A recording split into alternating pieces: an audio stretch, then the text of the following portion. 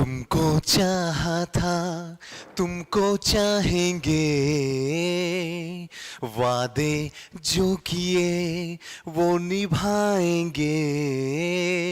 है सनम हर जन्म का ये इकरार है, हमको तुमसे प्यार है, हमको तुमसे प्यार है।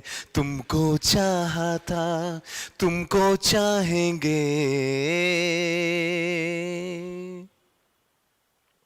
नमस्ते दोस्तों, कैसे हैं आप?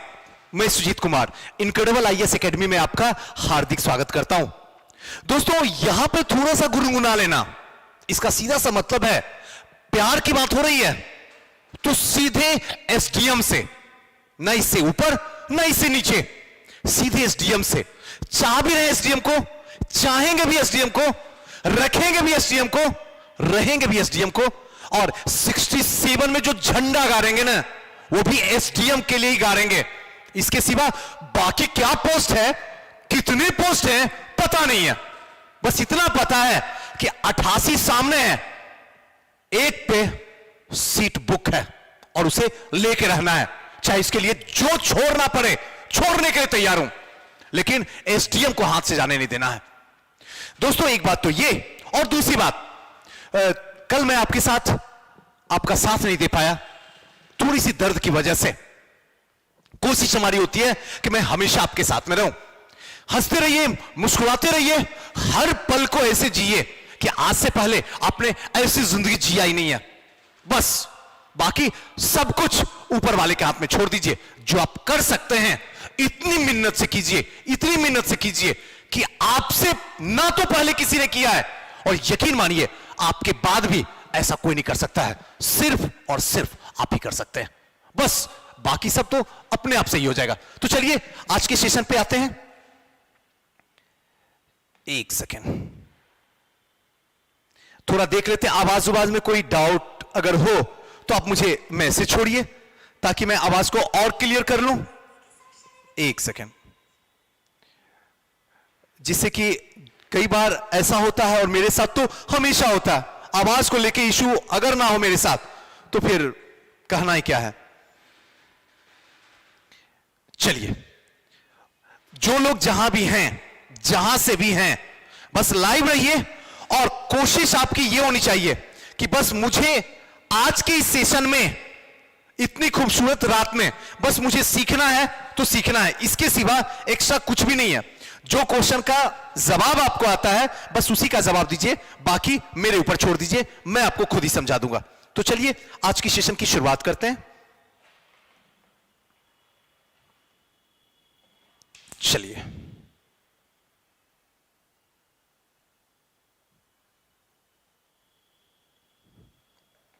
हां, चलिए आज के सेशन की शुरुआत करते हैं। पहला क्वेश्चन आपके स्क्रीन पे है। एक बात मैं आपको क्लियर कर दूं, घबराइए नहीं और ना ही परेशान होइए। बस आप ये सोचिए, आज की खूबसूरत रात आपकी 30 अप्रैल वाली रात है। जब 12 बजे से 2 बजे तक आप इम्तिहान में बैठिएगा ना, बस वही फील कीजिए कि आज जितना सही होगा वही आपकी असली औकात है। बस ये सोच के हर दिन मेरे साथ रहिए। यकीन के साथ मैं कह सकता हूं, आपका रिजल्ट मैं आपसे खींच लूंगा, इतना मुझे पता है। बस आप मेरा साथ दीजिए। चलिए, पहला क्वेश्चन आपके स्क्रीन पे है। निम्नलिखित में से प्रथम क्या था? इनमें से प्रथम क्या था? पहला ऑप्शन गोद की नीति, दूसरा ऑप्शन सहायक संधि, तीसरा ऑप्शन अस्थायी बंदोबस्त, चौथा ऑप्शन दो सरकार, पांचवा ऑप्शन उपरोक्त में से कोई नहीं, या फिर एक से अधिक। सही आंसर की तरफ तेजी से दौड़िए।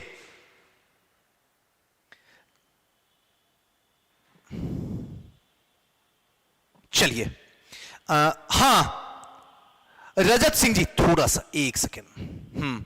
रजत सिंह जी वेरी गुड, और Kunal Kumar Sharma ji very good, super Kunal जी, और प्रतिभा विश्वास जी सुपर। इसका सही आंसर होगा ऑप्शन नंबर डी, दो सरकार। इनमें सबसे प्रथम थी। आइए एक एक को चर्चा करते हैं और इनमें से सब इंपॉर्टेंट है और सब की चर्चा करके आपको अच्छे तरीके से समझाया जाए। ये तो दो सरकार है, इसी को हम कहते हैं द्वैध शासन। और जितनी बातें यहां बोलता हूं एकदम पूरी कंसंट्रेशन के साथ में दिमाग में रखिएगा। द्वैध शासन, ये जो द्वैध शासन था ये क्लाइव के टाइम में आया था, ध्यान रखिएगा, क्लाइव के टाइम में। और थोड़ा सा क्लाइव के टाइम को याद रखिएगा, 1757 से 60 एकदम दिमाग में रखिएगा, गलती से भी मत भूलिएगा।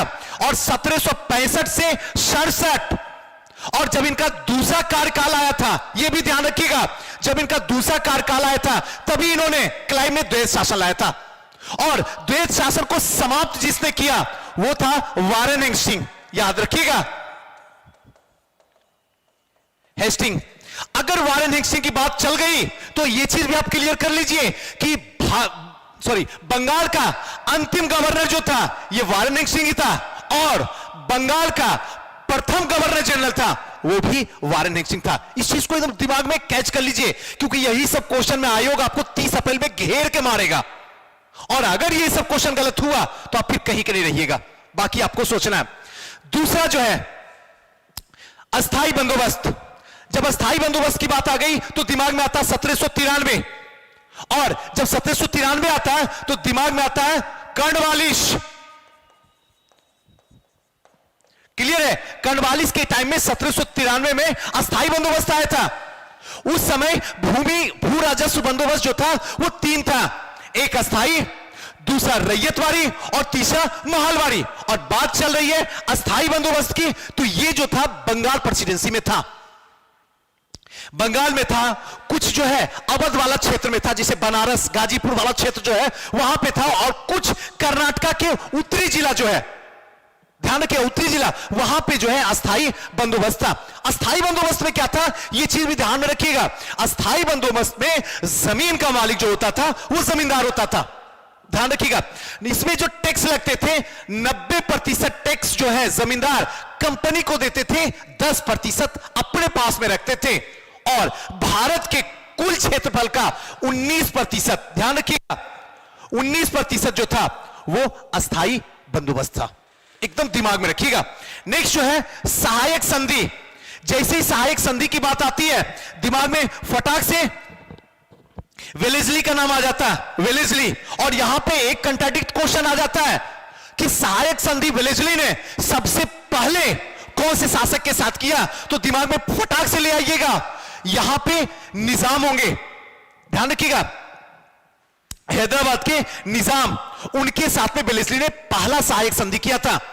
लेकिन अगर पूछा जाए कि सबसे पहले सहायक संधि किसने लाया, सहायक संधि का जनक किसे कहा जाता, तो सीधे चले जाइए डुप्ले के पास में, और डुप्ले ने जो सहायक संधि किया था वो किसके साथ में किया था, तो दिमाग में रखिएगा अवध के नवाब के साथ में। बस इतना आपको ध्यान रखना। और नेक्स्ट, ये तो आप अच्छे से जानते हैं, ये गोद की नीति, हड़प्पा नीति डलहौजी का था।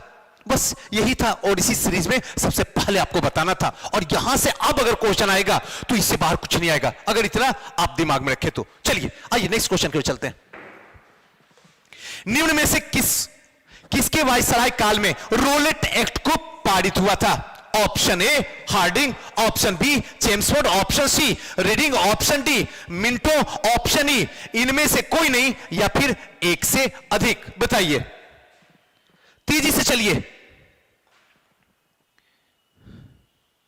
हाँ, भावना राज जी वेरी गुड, जैकी जी सुपर, विभा जी वेरी गुड, सीनी मिश्रा जी सुपर सीनी। इसका सही आंसर जो होगा वो होगा ऑप्शन नंबर बी। ये तो आप कभी भूल ही नहीं सकते, और इसमें सारी घटनाएं याद है। बस आपको ये पता इसमें होना चाहिए, पढ़ने का स्टाइल समझिए, बस ये पता होना चाहिए कि चेम्सफोर्ड का कार्यकाल क्या है। अगर ये पता हो गया, पूछो आयोग कहां से पूछोगे, जवाब तो हम सही करके आ जाएंगे। अब जैसे ही आपको हम बताएंगे कि चेम्सफोर्ड, और चेम्सफोर्ड का टाइमिंग है 1916 से 21 है। जैसे 1916 से 21 हुआ, आपके दिमाग में तुरंत चलना शुरू हो जाएगा, सुजीत सर जिस समय चंपारण सत्याग्रह हो रहा था उस समय भारत का वायसराय कौन था? आंख बंद कीजिए, चेम्सफोर्ड मारिए।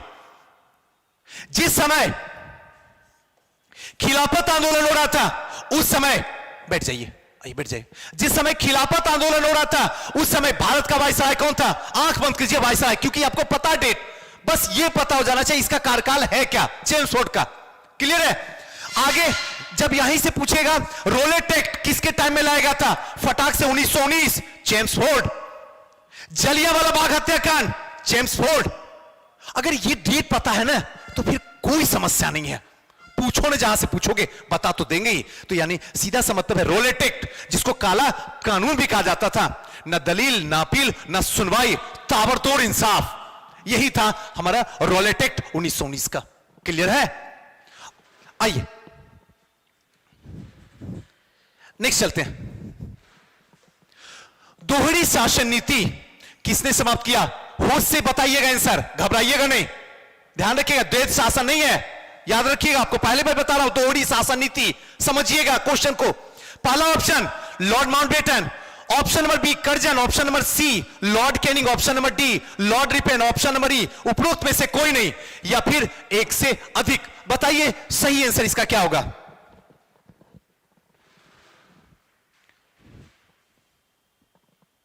अभी तक हां, कुणाल जी का सही है और किन्हीं का अभी तक सही नहीं आया, अभी तक किन्हीं का सही नहीं आया, इंस्ट्रूमेंट मेरे हाथ में अभी तक किन्हीं का सही नहीं है। अमित शाक्या जी, वेरी गुड अमित जी, अमित जी का सही है, अमित और कुणाल जी के सिवा किन्हीं का सही नहीं है। चलिए कोई सुनिए, इसका सही आंसर जो होगा option number C Lord Canning. ध्यान रखिएगा, लॉर्ड कैनिंग। दोहरी शासन नीति को समाप्त करने वाला कौन था? Lord Canning. और ये लॉर्ड कैनिंग जो दोहरी नीति था वो कौन था? 1784 की पीट इंडिया एक्ट, याद रखिएगा, अब दिमाग में आपका आ गया होगा। यही छोटी छोटी बात को थोड़ा सा अपने दिमाग में रहना था। दोहरी शासन जो प्रणाली थी इसको समाप्त कर दिया गया था।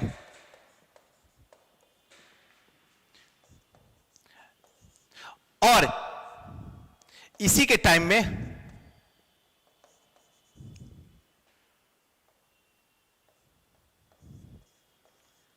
ये पूरी तरीके से 1784 की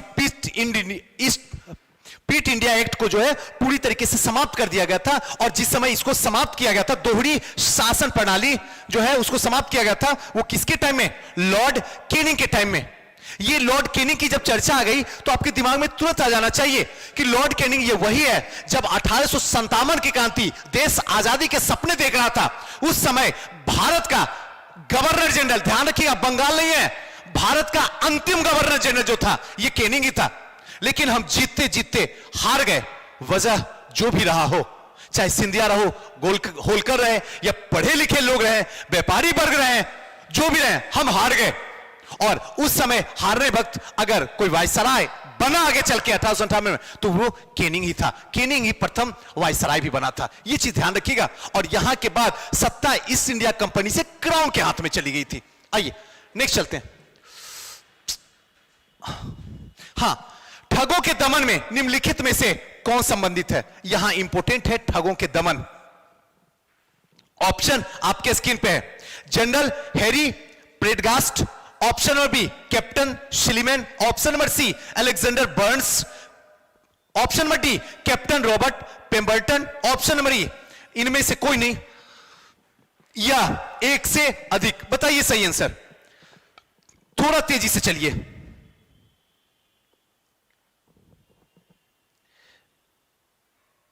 बड़ा आसान क्वेश्चन था और ये सब बता दिए होंगे, ऑप्शन नंबर बी। लेकिन इसमें जो बात बताने वाला हूं वो बड़ा इंटरेस्टिंग बताने वाला हूं। मुझे उम्मीद है आपको पता भी होगा, लेकिन जिनको नहीं पता होगा वो याद रखिएगा। ठगों के दमन, ठगों के दमन जो हो रहा था वो, इसमें हिंदू और मुस्लिम दोनों, याद रखिएगा, हिंदू और मुस्लिम दोनों शामिल थे। यह चीज तो आपका क्लियर हो जाना चाहिए। और यहां जो पूजा की जाती थी वो किनकी पूजा की जाती थी? काली और भवानी कहें या दुर्गा कहें, काली चीज की काम करने वाले इंसान हमेशा काली मां की, बस ट्रिक के थ्रू, हमेशा नहीं, ट्रिक के थ्रू। जो काला काम करता है, ठग का काम करता है, वो हमेशा क्या होता है? काला कमाई होता है। और ये हमेशा काली या फिर भवानी की पूजा किया करते थे। और ये जो टाइमिंग था, कैप्टन स्लीमैन के नेतृत्व में ठगों का दमन कर दिया गया था। तो मुझे आप ये बताइए कि उस समय भारत का गवर्नर जनरल कौन था? अब तो आपकी हालत जरूर खराब हो गई होगी। अब यह सुजीत साहब ने क्या कर दिया, तो ध्यान रखिएगा, उस समय विलियम बेंटिक था। याद रख लीजिएगा, जब विलियम बेंटिक की बात आ जाएगी तो एक चीज और याद रख लीजिएगा, 1829 में, एकदम याद रखिएगा, भाग 17 के तहत सती प्रथा का समाप्त कर दिया। एकदम याद रखिएगा, बहुत इंपॉर्टेंट है। 30 तारीख को 5 बजे मिलेंगे आपसे और बोलेंगे हमने जो पढ़ाया वही मिलाया। तो फिर उस समय नजरें झुका मत रख लीजिएगा, इसलिए अभी नजरें उठा कर रखिएगा।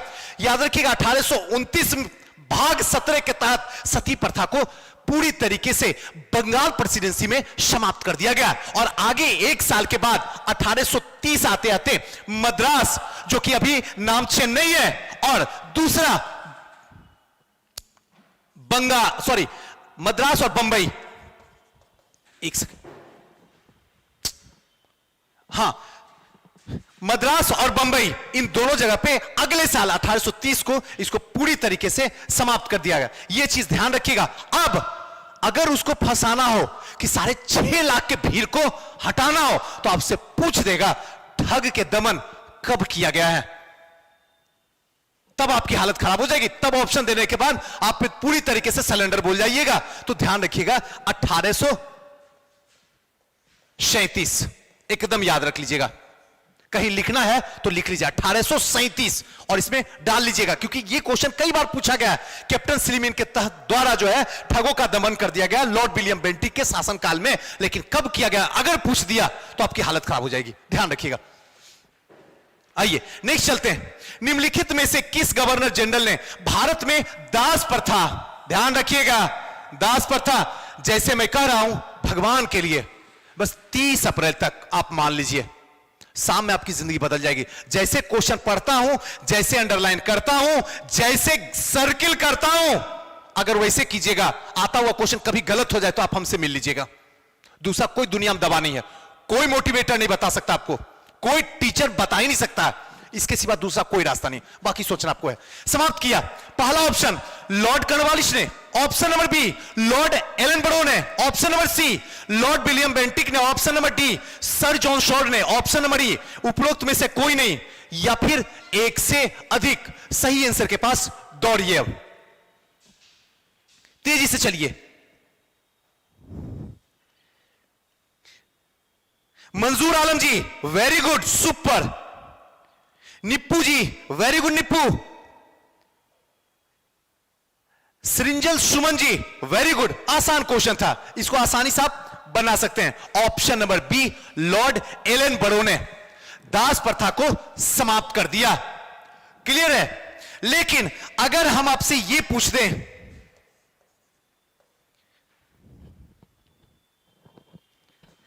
अगर दास प्रथा को समाप्त किया, अगर मैं यहां से क्वेश्चन बस ये कर दूं कि दास प्रथा पर रोक किसने लगाया? समाप्त नहीं किया, रोक लगा दिया। अब सुजीत सर अब तो फंसा दिए। जब दास प्रथा को पूरी तरीके बंद किया, किसने किया? ब्रो। याद रखिएगा ट्रिक के थ्रू, ब्रो। हम लोग ब्रो हैं, हम लोग आपस में भाई है, नहीं कहते hello bro how are you.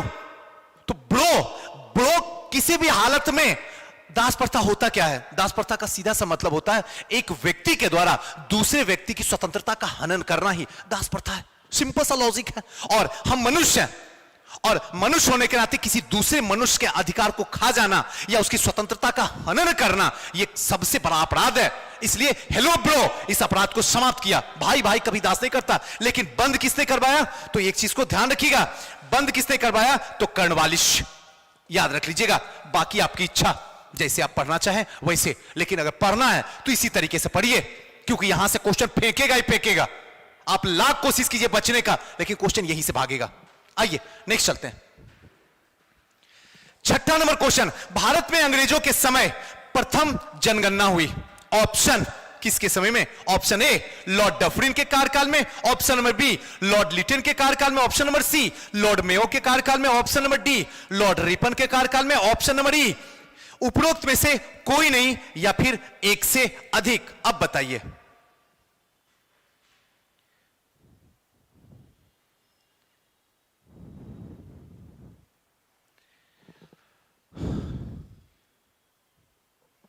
क्या आंसर दे रहे हैं हे भगवान। Sit. Ajay ji very good. हां Ajay ji super. Pramila Raj ji very good. Shahid ji super. Amit Sharma ji very good. इसका सही आंसर जो होगा option number C, Lord Mayo. अंग्रेजों के समय प्रथम जनगणना हुई और आपने ज्यादातर लोग आंसर जो मार रहे थे डी मार रहे थे। क्या सोच के मारते हैं, कुछ तो यहां पे अकल काम कीजिए। समय बचा हुआ नहीं, 70 दिन का गेम है। जिंदगी फिर से वही भाग के चली जाएगी जिस कचरे से निकल के यहां इस तैयारी में आए हैं, फिर उसी कचरे के डब्बे में जाकर रखा जाइएगा। अगर अपनी कीमत को बढ़ाना है तो कंफ्यूजन को दूर कीजिए, वरना आपकी कोई कीमत नहीं रहेगी। सोचना आप ही को है।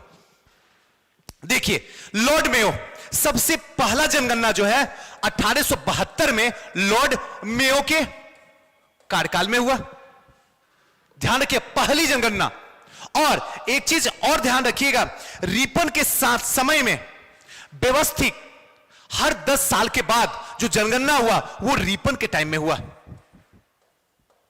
व्यवस्थित जो जनगणना हुआ रिपन के टाइम में हुआ। अगर आपसे पूछिए रिपन के टाइम में कब शुरू हुआ तो 1881। और जनगणना इस बार चला गया है, इसलिए क्वेश्चन यहां से दागेगा और ऐसा क्वेश्चन दागेगा कि दरोगा की भी याद भुला देगा आपको। दरोगा में पता है ना कहां से क्वेश्चन पूछा था, 2001 वाली जनगणना से होश उड़ा के रख दिया था।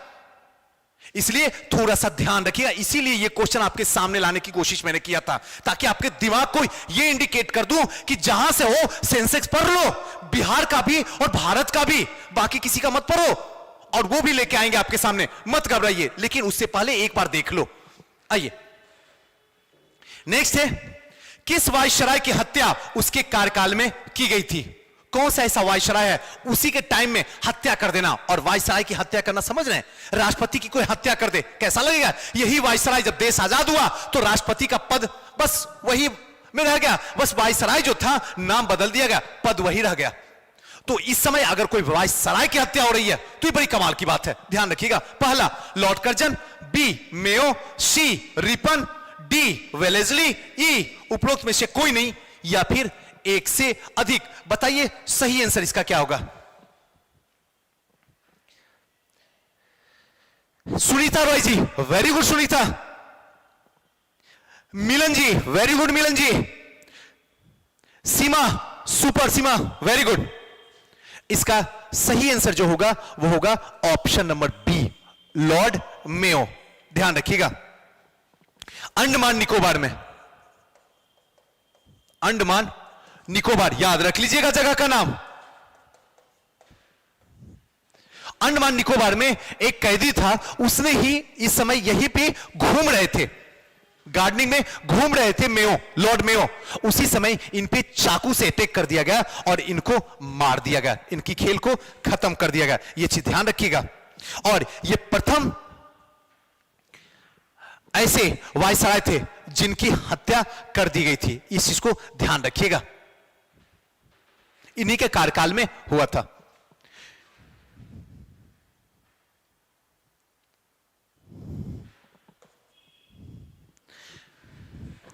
एक चीज और मैं आपसे पूछ लूं, वो कौन सा गवर्नर जनरल है जिसकी मृत्यु, हत्या नहीं मृत्यु हिंदुस्तान में हुआ है, जिसकी समाधि गाजीपुर में बनी हुई है। उस गवर्नर जनरल का नाम आप जानते हैं? अगर जानते हैं तो कमेंट कीजिए, बाकी सीख लीजिएगा, देख लीजिएगा कहां। निम्नलिखित में से किसे भारत में स्थानीय स्वायत्त शासन का जनक माना जाता है? ऑप्शन आपके स्क्रीन पे है, Lord Dalhousie, Lord Canning, Lord Curzon, Lord Ripon, उपरोक्त में से कोई नहीं या फिर एक से अधिक। बताइए।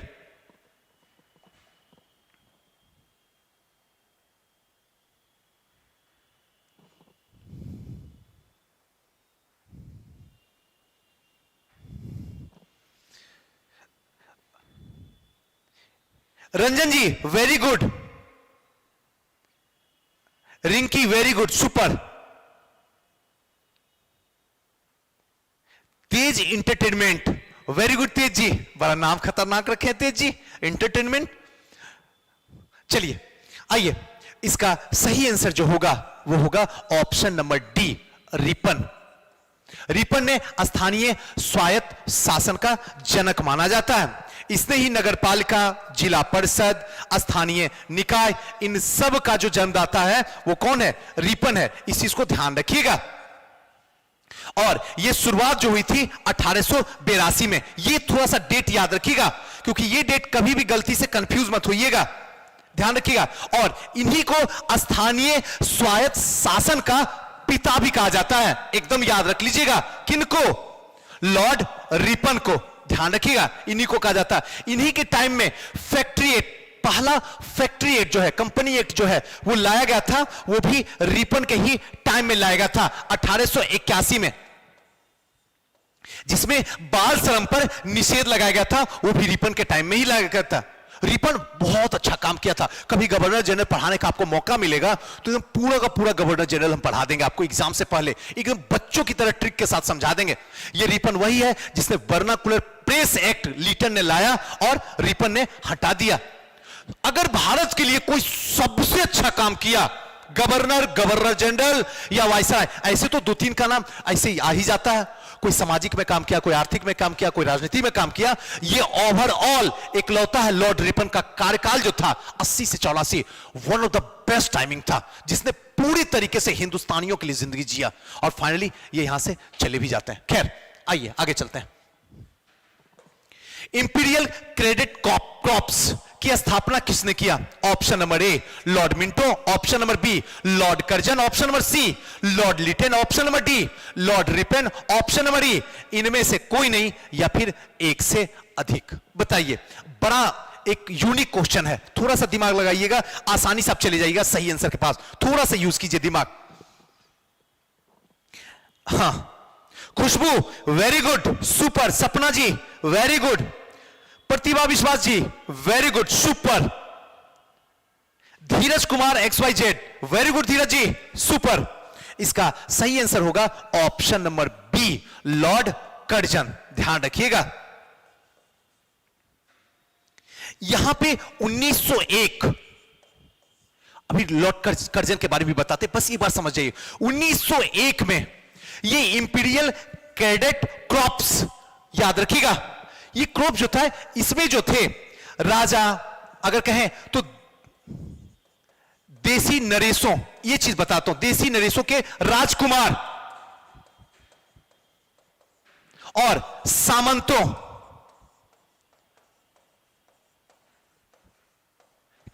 के जो पुत्र थे उनको सैनिक शिक्षा देना, बस इतना याद रखिए। और यह काम जो कर रहा था वो कौन कर रहा था? कर्जन। बस इतना याद रखिए, इंपीरियल कैडेट क्रॉप्स जो है, जो देसी नरेश हैं उनके पुत्रों को और सामंत के पुत्र को, जो सामंत प्रथा के द्वारा, सामंतवादी प्रथा क्या होता है ये तो सिंपल सा आप जानते हैं, जब राजा की मदद करने के लिए और राजा बदले में जमीन का टुकड़ा दे देता था, वही था सामंतवादी प्रथा थी। इन दोनों के पुत्र को जो है सैनिक शिक्षा देने के लिए यह 1901 में गठन किया गया था इंपीरियल कैडेट कॉर्प्स कर्जन के द्वारा। और जब कर्जन की बात आती है तो फिर हम स्वदेशी आंदोलन कैसे भूल जाएंगे 1905 को? ये तो कभी हमारे दिमाग से निकल भी नहीं सकता है।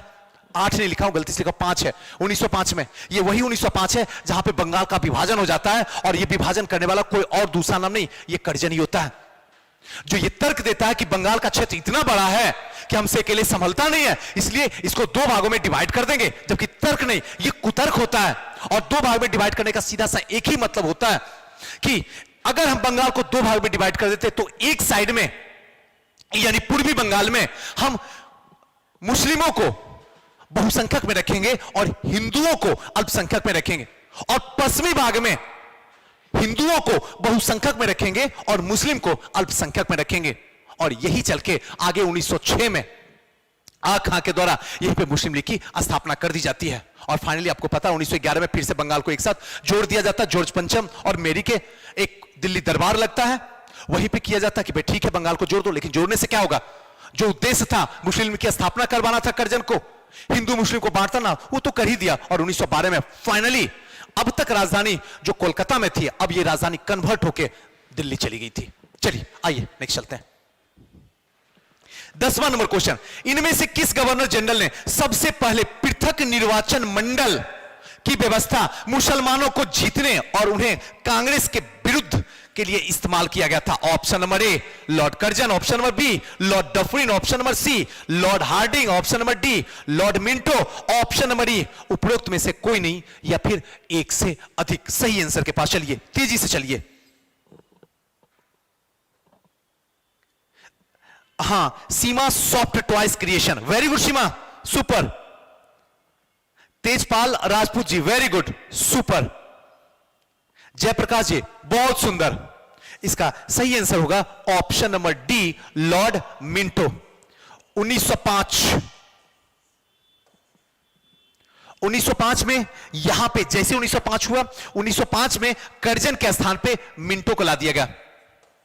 याद रखिएगा, मिंटो द्वितीय है, ये कभी मत भूलिएगा, एकदम फंसाएगा। मिंटो नहीं, मिंटो द्वितीय। अगर मिंटो है और मिंटो द्वितीय है तो आपको मिंटो में द्वितीय में जाना है, इनमें से कोई में मत चले जाइएगा, ये एक से अधिक। मिंटो द्वितीय को ले जाकर वहां पे बैठा दिया गया और मार्ले मिंटो सुधार, याद ही होगा, ये तो कभी भूल ही नहीं सकते हैं।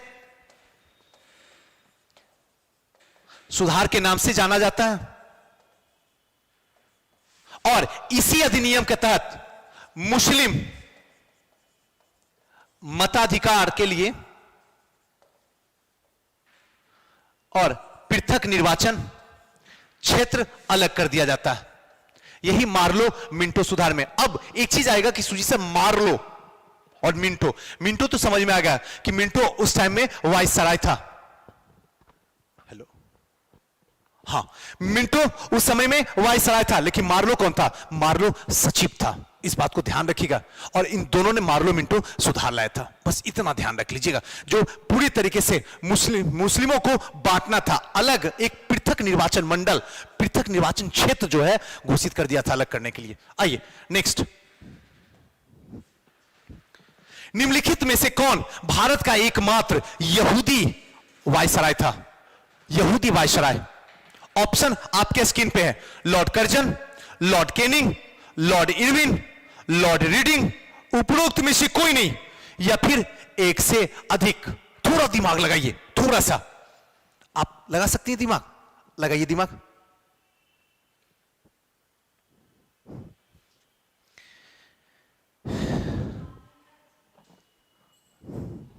चलिए बताइए। हां,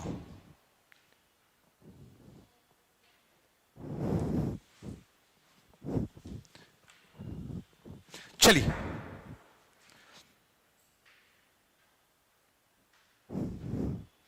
हां, Rahul ji very good, Ved Prakash ji very good, खुशबू वेरी गुड, ऋषभ सेन जी वेरी गुड। इसका सही आंसर आएगा option number D Lord reading, एकमात्र यहूदी वायसराय। एकदम याद कर लीजिएगा, यहां डाल लीजिएगा। जितने भी क्वेश्चन है आप देखिएगा, आपको अच्छा खासा क्वेश्चन लड़ेगा 30 अप्रैल को। एक बार यकीन कीजिए मेरा, क्योंकि सिर्फ हम एक क्वेश्चन यहां लेके जो आते हैं 20-25 क्वेश्चन, वही नहीं होता, उसके अंदर बहुत सारे डाटा होते हैं। बस डाटा दिमाग में रखिएगा। आइए वही रहने दो। आइए, लॉर्ड रीडिंग की बात चल रही है, लॉर्ड रीडिंग की बात चलेगी तो 1921 से 26, इसको कैसे भूल सकते हैं आप? और एकमात्र यहूदी, अगर 1921 से 26 की बात चली है तो सीधा सा मतलब है, एक चीज तो कंफर्म कर लीजिए कि इन्हीं के टाइम में चौड़ा चोरी कांड हुई है। ये आप क्या भूल सकते हैं? इन्हीं के टाइम में स्वराज पार्टी की स्थापना हुई है, ये भी आप नहीं भूल सकते हैं। और 1923 में ये कुछ ऐसी काम है जो किनके टाइम में हुआ है? रीडिंग के टाइम में हुआ, जो कि एकमात्र यहूदी वायसराय हैं, याद रख लीजिएगा। नेक्स्ट 12 नंबर क्वेश्चन देखते हैं। ब्रिटिश भारत की राजधानी कोलकाता से दिल्ली हस्तांतरित किसके काल में किया गया था? लेकिन वहां में छुपा के रखा था काल, हमने सब कुछ बताया, कैसे कैसे हुआ, दिल्ली दरबार लगा, कैसे जॉर्ज पंचम मेरी आई, और फिर कैसे फाइनली बना दिया गया कि ठीक है रहने दो, डिवाइड जो किए एक साथ जोड़ देते हैं। उसके बाद यहां तक भी हमने बताया। फिर दिल्ली जो राजधानी पहले कोलकाता हुआ करती थी अब सीधे दिल्ली में चली गई।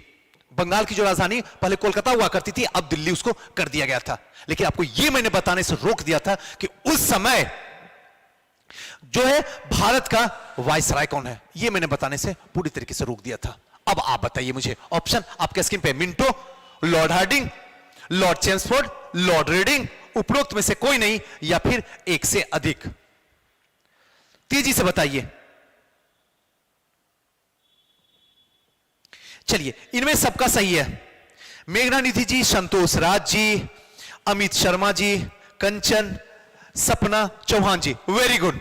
इसका सही आंसर जो होगा वो होगा option number B, Lord Hardinge.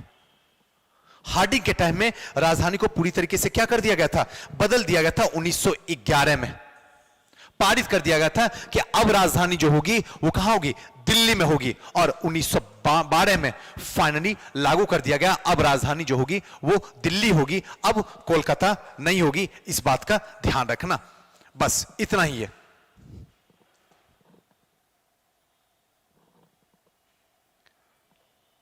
Sorry,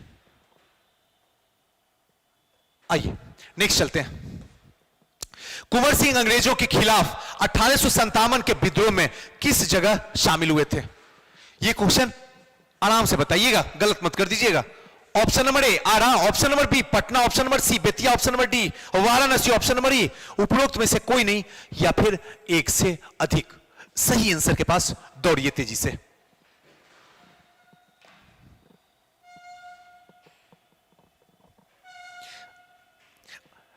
सब आराम से बता रहे हैं, वेरी गुड। अब इनमें किनका, चलिए सबका सही है। ऑप्शन नंबर ए आरा में, यह भला कौन भूल सकता है, आरा में शामिल हुए थे। इस चीज को थोड़ा सा ध्यान रखिएगा। अगर मैं पूछूं कुंवर सिंह कौन से जिले से थे, तब आप क्या बताइएगा, ध्यान रखिएगा। ये भोजपुर जिला से थे, बहुत इंपॉर्टेंट है, भोजपुर जिला से।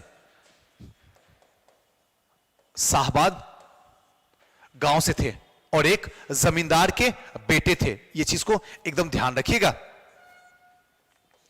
बिहार का सी भी कहा जाता है, कभी भूल मत जाइएगा। बिहार का सी जो कहा जाता है वो किनको कहा जाता है, आरा, सॉरी कुंवर सिंह को कहा जाता है। यह चीज थोड़ा सा ध्यान रखिएगा। हालांकि इजी क्वेश्चन है और यहां से हमेशा हर बार एक क्वेश्चन पूछता ही पूछता, हर बार, चाहे कुंवर सिंह पे पूछे या फिर अमर सिंह पे पूछे, क्वेश्चन तो पूछना तय है। जैसे उसको घुमाना घुमा दे, क्वेश्चन एक पूछेगा जरूर आपसे। 1857 के स्वतंत्रता संग्राम में किस राजवंश ने अंग्रेजों की सर्वाधिक सहायता की थी? कौन ऐसा राजवंश था जो अंग्रेजों को सबसे अधिक सहायता किया था? ऑप्शन आपके स्क्रीन पे है। ग्वालियर का सिंधिया, इंदौर का होलकर, नागपुर का भोसले, रामगढ़ का लोधी, ई उपरोक्त में से कोई नहीं। बताइए। Vicky Veer ji, very good. निभा, वेरी गुड, सुपर। सबनम, बहुत सुंदर, सुपर। रोहित जी, वेरी गुड। शौर्य, वेरी गुड। इसका सही आंसर होगा ऑप्शन नंबर ए। इसे कैसे भूल सकते हैं आप, ग्वालियर के सिंधिया, इसको कभी मत भूलिएगा।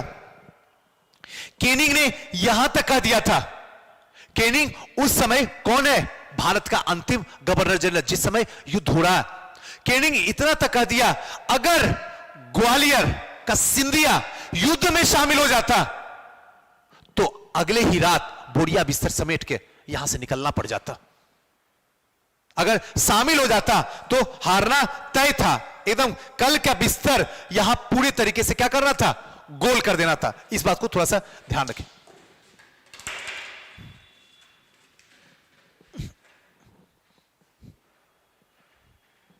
हाँ, एक बात और आपसे, एक थोड़ा सा इंफॉर्मेशन, छोटा सा इंफॉर्मेशन है। हम लोग जो है CTET, TET, BTET, KVS, इस सब का जो है बैच लॉन्च कर रहे हैं। लेकिन एक बात ध्यान रखिएगा, ये मैं नहीं पढ़ाऊंगा, इसके लिए अलग से हमारी संस्था जो है, ये मेन सेंटर में नहीं चलेगा ये सब। मत घबराइए, ये जो चलेगा ये खजांची रोड वाली जो हमारी सेंटर है वहां पे इसको चलाया जाएगा। अगर आप लोग इंटरेस्टेड है, आप लोग जुड़ना चाहते हैं सीटेट से, तो आपके पास में बेस्ट बेटर ऑप्शन है, इस नंबर पे आप कॉल कर सकते हैं, कॉल करके जुड़ सकते हैं, कोई भी इंफॉर्मेशन हो लेना चाह सकते हैं। लेकिन यहां पे मेन सेंटर पे कुछ भी नहीं होगा और हम उसमें किसी भी तरीके से कोई इन्वॉल्व नहीं है, वहां हम है ही नहीं है, वहां अलग टीम हम बना रहे हैं। इसलिए कभी माइंड के अंदर ये मत मेकअप कर लीजिएगा कि लगता है सुजीत सर वहां भी कूद रहे हैं क्या, नहीं, कभी नहीं, जीवन में कभी भी नहीं, हमसे संभव भी नहीं है वो। वहां एक अलग टीम है, अलग टीम काम कर रही है, आप लोग के लिए एक बेस्ट बेटर ऑप्शन है जहां पे एक ही छत के नीचे आपको सब कुछ मिल जाए। चलिए आते हैं आज के क्वेश्चन पे, नेक्स्ट पे। इनमें से किसने 1857 के विद्रोह में सक्रिय रूप से भाग लिया था? ऑप्शन आपके स्क्रीन पे है, नाना साहेब, बेगम हजरत महल, मौलवी अहमदुल्ला, बेगम जीनत महल, ऑप्शन नंबर ई, इनमें से कोई नहीं या फिर एक से अधिक। बताइए सही आंसर। वाह खुशबू, वेरी गुड खुशबू, सुपर। कंचन जी वेरी गुड।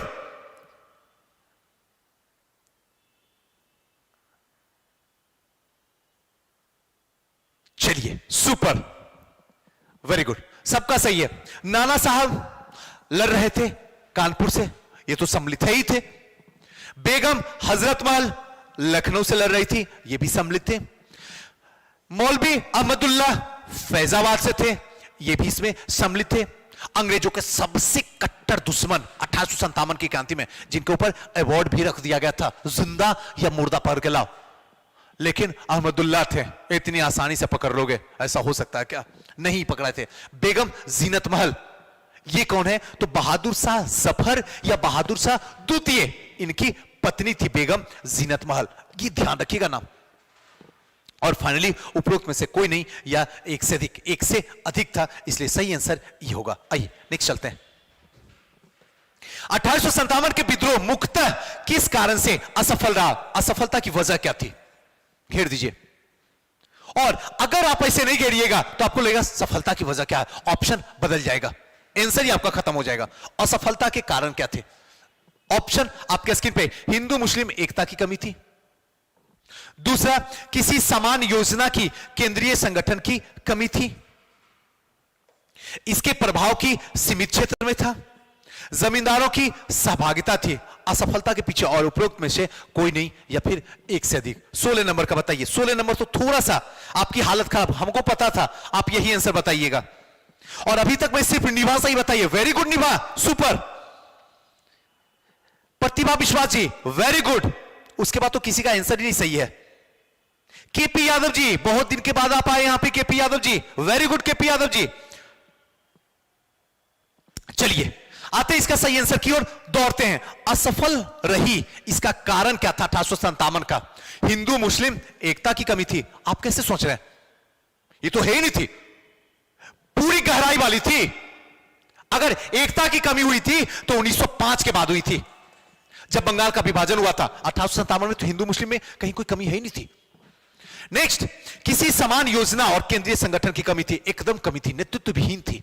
किसी को पता ही नहीं था, किसी के पास कोई योजना ही नहीं था कि अगर हम इस देश को जीत भी जाते हैं 1857 की क्रांति में, तो हम देश को ले कहां जाएंगे, कहां जाएगा देश। सबको अपने स्वार्थ के लिए लड़ रहे थे। किन्हीं को यह नहीं पता था कि अगर आजादी हमें मिल जाएगी आज, तो हम देश को कहां ले जाकर रखेंगे। किन्हीं को पता नहीं था। ये तो सीधा सा एग्जाम्पल हो गया असफलता का। इससे बड़ा कारण क्या हो सकता, बताइए। नेक्स्ट है, इसके प्रभाव एक सीमित क्षेत्र में थे। ये किसने आपको कहा? इससे बड़ा जो क्षेत्र पे प्रभाव पड़ा 1857 की क्रांति, इससे पहले तो कोई ऐसी क्रांति नहीं थी जो इतने बड़ी क्षेत्र पे पड़ा प्रभाव पड़ा था। तो ये भी बात गलत हो गया। नेक्स्ट है, जमींदारों की सहभागिता थी, पूरी तरीके से थी, ये भी गलत है। तो इसका मेन कारण जो होगा ऑप्शन नंबर बी, किसी समान योजना और केंद्रीय संगठन की कमी थी। नेक्स्ट, सर्वप्रथम किसने 1857 के विद्रोह को भारत का प्रथम स्वतंत्रता संग्राम का? कंफ्यूज मत होइएगा, ऑप्शन में झमेला है, ध्यान रखिएगा। Option number A B D. Savarkar, option number B R C. Majumdar, option number C Bipin Chandrapal, option number D sir John Lawrence, option number E उपरोक्त में से कोई नहीं या फिर एक से अधिक। बताइए सही आंसर क्या होगा इसका। आइए सही आंसर के पास चलते हैं। Very good Khushboo, super. Target BPSC 67, very good, super. Sunny Raj ji very good. Rajat Singh ji, super Rajat. आइए, इसका सही आंसर होगा option number A, V D Savarkar. सबसे पहले इन्होंने ही कहा था कि 1857 की क्रांति भारत का प्रथम स्वतंत्रता संग्राम था, बीडी सावरकर। यह चीज ध्यान रखिएगा। अगर मैं यही चीज पूछ दूं आपसे एट ए टाइम कि बीडी सावरकर का फुल फॉर्म क्या होगा, आपकी हालत खराब हो जाएगी। सुजीत सर, अच्छा हुआ कि आयोग में आपने बैठे हो। आप बैठे होते ना तो पता नहीं कैसे कैसे स्टूडेंट अंदर जाते, ऐसी ऐसी हरकत करते हो कि सच में यह आसान आसान चीज कोई दिमाग में लगाता भी नहीं है, जो आप पूछ देते हो एकदम इजी, फिर भी नहीं आता। और यही चीज आयोग करेगा। आयोग हमारे बापों का बाप बैठा हुआ, हमारा, फिर आपका क्या होगा, भगवान मालिक। इसलिए उस जो भी काम वो करेगा ऑप्शन पे करेगा। इसे ऑप्शन को बड़ी गहराई से समझना है। बीडी सावरकर, इनका पूरा नाम जो है विनायक दामोदर सावरकर, याद रखिएगा, विनायक दामोदर सावरकर। और एक चीज और ध्यान रखना है कि यहां पे आरसी मजुमदार जब चर्चा हुई है तो अच्छे से चर्चा हो जाए कि भविष्य में कभी गलती ना हो। और आरसी मजुमदार, इन्होंने क्या कहा कि यह प्रथम 1857 का स्वतंत्रता संग्राम नहीं है, प्रथम नहीं है ही नहीं है। और यह चीज आप अच्छे से जानते हैं, बस इतना आप ध्यान रखिएगा इसमें। नेक्स्ट है, नाना साहब का कमांडर इन चीफ कौन था? नाना साहब लड़ कहां से रहे थे? कानपुर से, याद रखिएगा। Option number A Azim Ullah, option number B Birjis Qadr, option number C Tatya Tope, option number D Azim उशान, ऑप्शन नंबर ई उपरोक्त में से कोई नहीं, या फिर एक से अधिक। 18 का सही बताइए आंसर। रवि जी, बड़ा स्टाइल में लिखे रवि जी, वेरी गुड रवि जी। काजल, very good. Poonam, Bikki Veer ji, very good. Amit Sharma ji, very good. इसका सही आंसर होगा तात्या टोपे, ध्यान रखिएगा। और यहां जो कानपुर में युद्ध हो रहा था, ध्यान रखिए, 1857 का नेतृत्व जो कर रहे थे नाना साहब, यहां commander in chief Tatya Tope थे। और कानपुर में पूरे तरीके से 1857 के विद्रोह को जो दबाया, उसका नाम याद रख लीजिएगा, कैंपबेल। कैंपबेल था। और नाना साहब, एकदम ध्यान रखिएगा, नाना साहब भागकर नेपाल चले गए थे। उसके बाद कुछ पता चला ही नहीं नाना साहब का। क्लियर? आइए नेक्स्ट क्वेश्चन की ओर चलते हैं। मंगल पांडे को फांसी कब दी गई थी? यह क्वेश्चन देखते ही आपके दिमाग में धड़कन पैदा हो गई होगी, ये क्या बोल दिया सुजीत सर, ये कैसे सॉल्व होगा? सॉल्व कीजिए। ऑप्शन नंबर ए 8 अप्रैल 1857, 9 अप्रैल 1857, 10 अप्रैल 1857, 11 अप्रैल 1857, उपरोक्त में से कोई नहीं, या फिर एक से अधिक। बताइए आंसर, दीजिए जवाब जल्दी।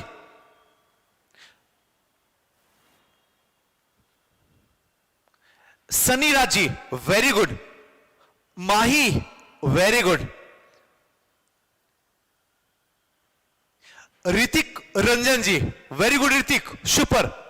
इसका सही आंसर होगा ऑप्शन नंबर ए 8 अप्रैल 1857।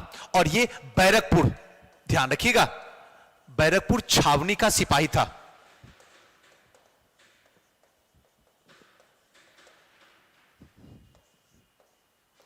उनतीस मार्च, यह भी बड़ा इंपॉर्टेंट है, 1857 कारतूस प्रयोग करने से मना कर दिया था। एकदम ध्यान रखिएगा, कब मना किया गया? 29 मार्च 1857 को। और पहला शहीद जवान था। ये कुछ ऐसी बातें हैं जो आपको दिखेगा कि बड़ा आसान है सुई सर, ये सब क्वेश्चन पूछेगा। जब पूछेगा तब जो 2 घंटा होगा ना, आपकी धड़कन आपके हाथ में लाकर छोड़ देगा। अभी घबराते काहे के लिए? क्वेश्चन ऐसा पूछेगा, आता हुआ गलत करके आइएगा, देखिएगा ना, कहिएगा एकदम सही बात बोले सुई सर। और ऐसा ही हो रहा है, रिजल्ट आपके रुकने के पीछे यही वजह है, बाकी मेहनत तो आप कर ही रहे। आइए नेक्स्ट चलते हैं। अब आते हैं थोड़ा करंट में। आपसे मुलाकात करते हैं अब करंट में। हिस्ट्री खत्म, करंट स्टार्ट, हो जाइए तैयार। आइए, यूनेस्को ने भारतीय धरोहर को विवरण निम्न में से किस भाषा में छापने की सहमति दे दी है? ऑप्शन आपके स्क्रीन पे है। पहला, अंग्रेजी भाषा में, उर्दू भाषा में, संस्कृत में, हिंदी में, या फिर उपरोक्त में से कोई नहीं, या फिर एक से अधिक। बताइए। अब बड़ा आसान क्वेश्चन है। यूनेस्को की बात आ रही है तो ये इंपॉर्टेंट हो ही जाता है, वरना ये क्वेश्चन लेकर आपके सामने मैं कभी आता भी नहीं। यहां जो भी लेकर आऊंगा वही क्वेश्चन जो सबसे इंपॉर्टेंट होगा, सबसे इंपॉर्टेंट। यूनेस्को की बात होगी, नीति आयोग की बात होगी, महिलाओं की बात होगी, जल जंगल या फिर पर्यावरण की बात होगी, या फिर स्वच्छता की बात होगी, या फिर कोई बड़े व्यक्तित्व ने कुछ बोला उसकी बात होगी, तो ये सब के सब चर्चा का विषय बनेंगे। इनको उठा के पी लीजिएगा, क्योंकि यहीं से क्वेश्चन बनेगा। आयोग का सबसे फेवरेट है ये सब पार्ट। अगर पकड़ सकते हैं तो पकड़ लीजिएगा। हां, गलतियां कंटिन्यू। हां, Seema soft toy Krishna ji, very good सीमा, आपका सही है सीमा। हां, सपना चौहान जी, very good.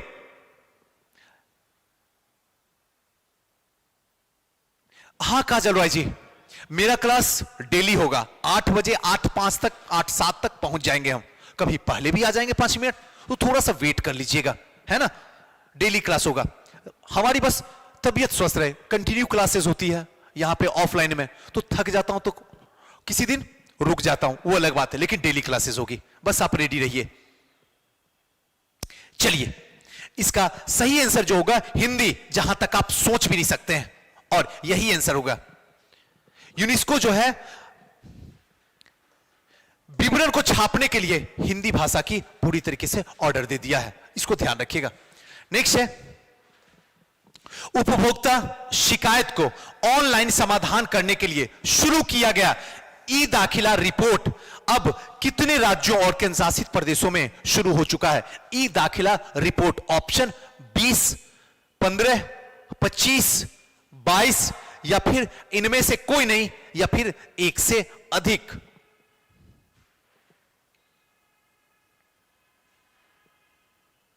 Anju ji, sorry आपका कमेंट नहीं देख पाया क्योंकि थोड़ा सा व्यस्त हो जाते हैं, लेकिन कोई बात नहीं, कमेंट से क्या है, आप देते जाइए ना, देख लेंगे ही, छोड़ेंगे थोड़ी। अभी तक किन्हीं का सही नहीं हो रहा इसमें, 21 नंबर में। हां, एक तो सही है, किनका है ये? हां, Rohit Kumar ji, very good. Snowy, very good, super. उसके बाद तो किन्हीं का नहीं है। हां, मंजेश कुमार जी, वेरी गुड। इसका सही आंसर होगा 15। अब तक जो है 15 राज्य और केंद्रशासित प्रदेश है टोटल, जहां पे ई दाखिला रिपोर्ट उपभोक्ता सूचकांक अपने अधिकार के लिए अब आप क्या कर सकते हैं, इलेक्ट्रॉनिक से, यानी कि इंटरनेट के थ्रू ही आप अपने अधिकार को भेज सकते हैं, या जहां भी जो समस्या हो यहां पे उपभोक्ता शिकायत पे ऑनलाइन कर सकते हैं। आइए नेक्स्ट, किस देश की पहली ट्रांसजेंडर डॉक्टर बनके सारा गिल ने इतिहास रच दिया? पहली ट्रांसजेंडर डॉक्टर, पहली विश्व की। दूसरी बात, ट्रांसजेंडर, इसलिए यह चर्चा का है, एकदम VVI कर लीजिएगा, वरना क्या होगा आप ध्यान से रखिएगा। सारा गिल याद रखिएगा। ऐसे भी आपको पता है सैफ अली खान की बेटी का नाम सारा ही है, जैसे भी याद करना कर लीजिएगा। इतिहास दे दिया, नेपाल, बांग्लादेश, पाकिस्तान, भूटान, उपरोक्त में से कोई नहीं, या फिर एक से अधिक। बताइए इसका सही आंसर क्या होगा? हां, अरे वाह, गंगा सागर जी, वेरी गुड। और Amit Sharma ji, very good. Janvi education, घबराइए नहीं, आपका भी हम नाम लेंगे, जानवी, वेरी गुड। चलिए, सिनी मिश्रा जी, वेरी गुड। इसका सही आंसर होगा पाकिस्तान, हमारा दुश्मन पड़ोसी। ध्यान रखिएगा, पाकिस्तान, एकदम आंख बंद करके ध्यान रखिएगा। पहली ट्रांसजेंडर डॉक्टर जो बनी है वो किस देश की है? पाकिस्तान की, पूरी दुनिया का। आइए नेक्स्ट चलते हैं। 23वां नंबर क्वेश्चन, निम्न में से कौन सा हाईकोर्ट न्याय घड़ी स्थापित करने वाला देश का पहला हाईकोर्ट बन गया? Option, Gujarat high court, B Delhi high court, C Rajasthan high court, D Allahabad high court, E इनमें से कोई नहीं, उपरोक्त में से कोई नहीं, या फिर एक से अधिक। बताइए इसका सही आंसर क्या होगा। वेरी गुड सपना चौहान जी, सुपर।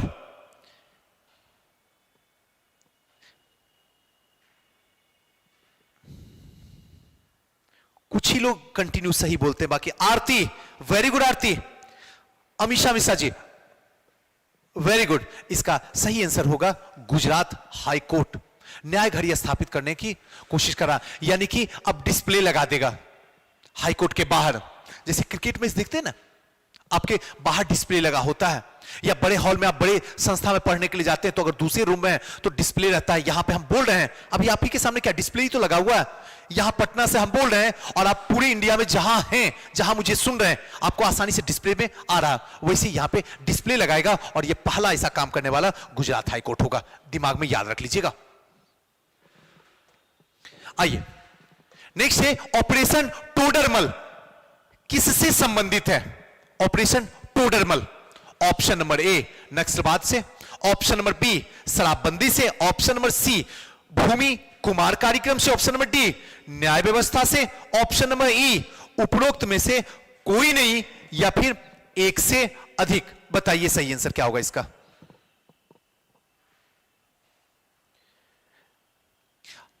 अर्जुन भारती जी, वेरी गुड, सुपर। कुणाल जी बहुत सुंदर। तेजपाल जी, very good. Manisha Yadav ji, very good. आइए आर्यन राज जी, इसका सही आंसर जो होगा वो होगा ऑप्शन नंबर सी। इसका एग्जैक्ट आंसर होगा।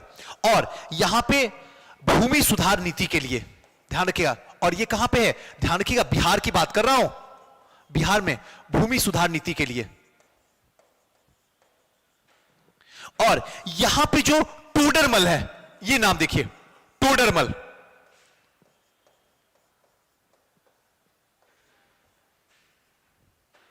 अकबर के मंत्री थे।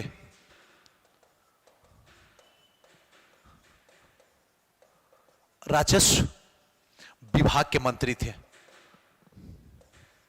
यह चीज हमेशा ध्यान रखिएगा।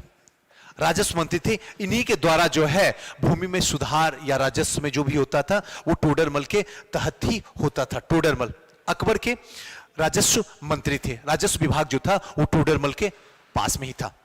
एक बात और दोस्तों आपको मैं बता दूं, कई बार ऐसा होता है कि हम आपके लिए बेस्ट करने की कोशिश करते हैं। हो सकता है मैं भी एक इंसान ही हूं, बहुत बातें गलत हो जाती होगी अपने तरीके से। अगर आपके पास में कोई सजेशन हो तो ये मेरा पर्सनल नंबर है 7667754771। कोशिश कीजिएगा कॉल गलती से ना करने का, क्योंकि कीजिएगा गलती अननोन नंबर रहेगा, हम रिसीव कर नहीं पाएंगे। लेकिन आपका कोई डाउट होगा तो आप मुझे व्हाट्सएप कर दीजिएगा, और मुझे लगेगा कि आपका सजेशन शानदार है तो हम यहां नाम भी आपका ले लेंगे और आप ही के तहत शुरू भी कर देंगे। या फिर कोई और डाउट होगा और मुझे लगेगा नहीं मुझे यहां आना चाहिए, इनसे बात करना चाहिए, तो यकीन मानिए मुझे वक्त मिलेगा तो 10 बजे या 11 बजे रात में आपसे हम कॉल से जरूर बात कर लेंगे, प्रॉमिस। बस आप कॉल मत कीजिएगा, लेकिन आपके पास कोई डाउट हो तो आप मुझे व्हाट्सएप यही नंबर पे कर दीजिएगा। आइए नेक्स्ट क्वेश्चन चलते हैं। आपके सजेशन का हमेशा वेट करेंगे, क्योंकि आपके थ्रू ही मैं चाहता हूं और अच्छा हो जाए, ज्यादा से ज्यादा बच्चा बीपीएससी में क्रैक कर ले। बिहार के प्रसिद्ध सोनपुर मेले को किस अन्य नाम से जाना जाता है? जो सोनपुर मेला है एक अन्य नाम से भी जाना जाता है। ऑप्शन आपके स्क्रीन पे है, हरिहर मेला, बी नवमी मेला, सी पितृपक्ष मेला, डी वैशाली मेला, ई उपरोक्त में से कोई नहीं, या फिर एक से अधिक। जरा बताइए सही आंसर क्या होगा इसका।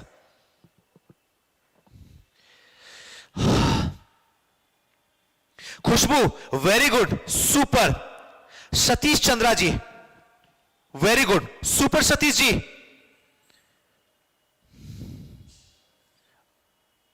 प्रकाश Gupta ji, super. Sajan Rana ji, very good. इसको एक अन्य रूप में जो जाना जाता है वो हरिहर मेला के रूप में भी जाना जाता है। ये पशु मेला के लिए प्रसिद्ध है, याद रहेगा ना, पशु मेला के लिए प्रसिद्ध है, याद रखिएगा, पशु मेला के लिए। एशिया का सबसे बड़ा पशु मेला जो है यहीं पे लगता है, सोनपुर मेला। इसको अन्य नाम जो रखा गया है वो हरिहर मेला भी नाम रखा गया है। ये दिमाग में डाल दीजिएगा। सोनपुर मेला सबको पता है, हरिहर मेला में हालत खराब हो जाती है, इसलिए ध्यान रखिएगा। 2020 से अब तक एक भी मेला नहीं लगा है। इसके पीछे जो कारण था, और वो कारण वही था, वही कोरोना बाबा बीमारी, उसी की वजह से सब कुछ सत्यानाश था। आइए नेक्स्ट क्वेश्चन की ओर चलते हैं। नेक्स्ट क्वेश्चन जो हमारा है, हाल ही में किस व्यक्ति को माखनलाल चतुर्वेदी राष्ट्रीय पत्रकारिता अवार्ड से सम्मानित किया गया? Makhanlal Chaturvedi. Option Amrendra Kumar Arya, option B Subhash Gupta, option C Rahat Singh, option number D Sadanand Prasad, option number E उपरोक्त में से कोई नहीं, या फिर एक से अधिक। बताइए सही आंसर।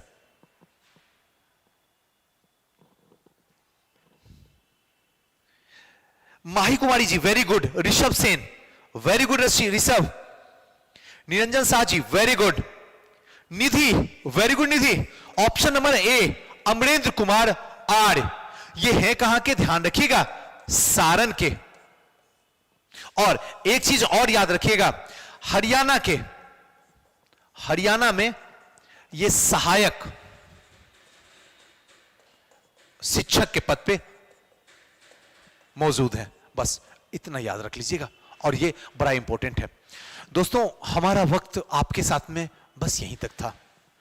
फिर किसी नेक्स्ट वीडियो में मिलेंगे, तब तक के लिए हंसते रहिए, मुस्कुराते रहिए, खुश रहिए, और सजेशन जरूर दिया कीजिएगा।